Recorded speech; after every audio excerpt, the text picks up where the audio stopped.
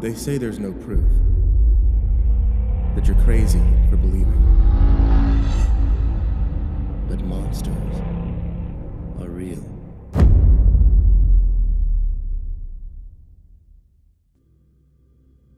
All over the United States, there's a legend surrounding a mysterious door in the woods that acts as a barrier to keep an alleged monster with brutish instincts from running rampant.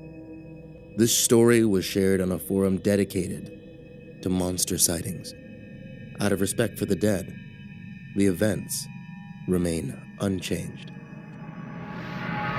"Do it now!" Bo screamed. The heavy wooden door stood before us, menacing and imposing, with the warning "Beware" carved into the face of it.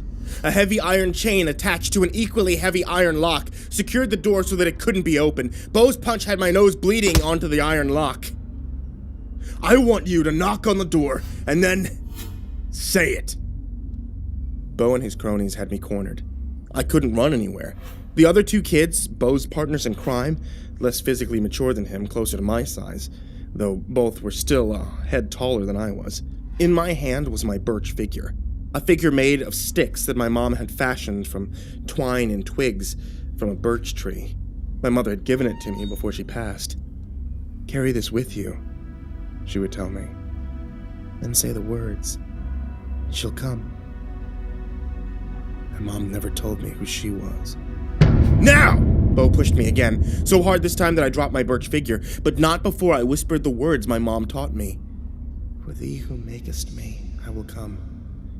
He who breaks me shall come undone."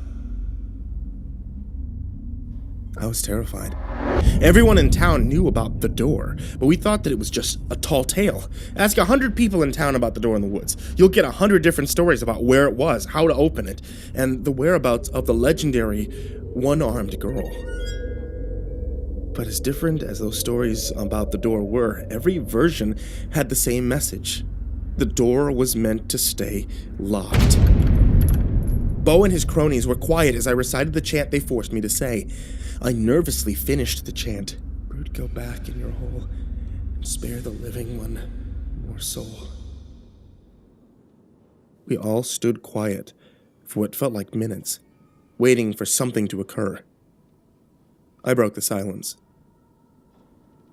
"Were you expecting someone would knock back, Bo?" I asked incredulously. His friend broke out in a fit of laughter after hearing the zinger I had sent at the man-boy. I may have even laughed myself, but I think it was more in relief that the door, in fact, had just been a tall tale. Bo, on the other hand, didn't find my snark amusing, and his idea of a retort usually involved violence. He landed another solid fist into my nose. I flopped onto the forest floor, then dragged my limp body up against the base of a tree.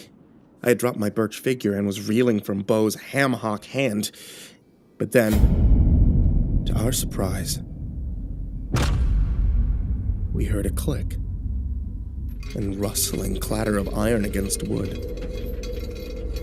The lock had popped open, and the chain had come undone. The door in the woods had opened. As the four of us waited with bated breath to see what was on the other side. It did not emerge slowly, but instead it arrived thunderously. This hulking thing, this grotesque, monstrous brute, burst from the doorway with a furious rage. It was a mass of sickly yellow flesh, tall, lean, and ready to kill. Its face was featureless aside from a massive shark-toothed mouth and a strange rune etched into its forehead. It tackled Bo to the ground. He started to cry, squealing out for his mommy over and over again until the thing tore out his throat. After that, he could only manage the occasional gurgle. His friends retreated, but I was too dizzy to get up and follow. The creature gnawed at Bo until his corpse was unrecognizable, and when it was done with him, it turned its sights on me. I quickly reached for my birch figure. I couldn't move out of fear. The creature closed the distance between us with a step and then leapt towards me. I shut my eyes and prepared for death.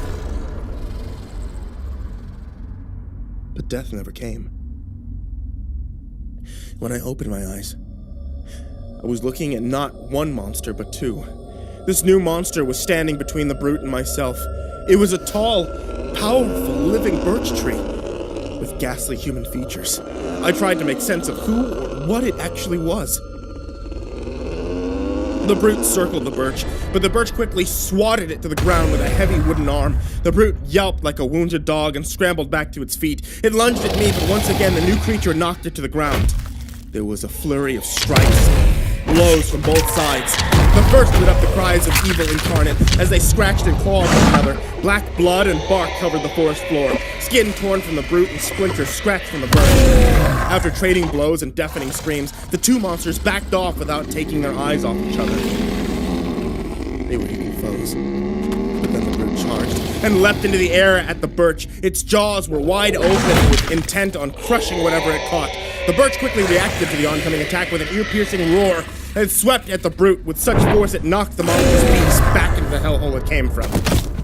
The brute was in its hole and getting back up for another attack. I had to do something to protect my protector. It was my turn to be brave, so I quickly picked up the lock and forced my weight against the door. I fastened the heavy chain on the door and worked quickly to snap the iron lock to keep this wretched monster, this brute, behind the door in the woods. By the time all was said and done, exhaustion had finally caught up to me.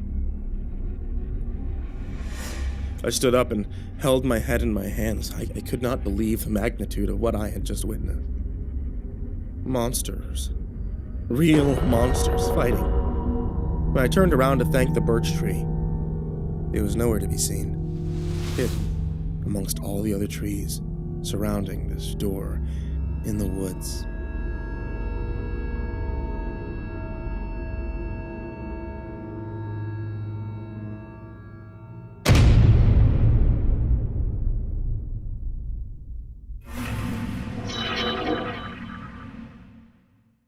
Watch new vids every Monday, Wednesday, and Friday, only on Crypt TV.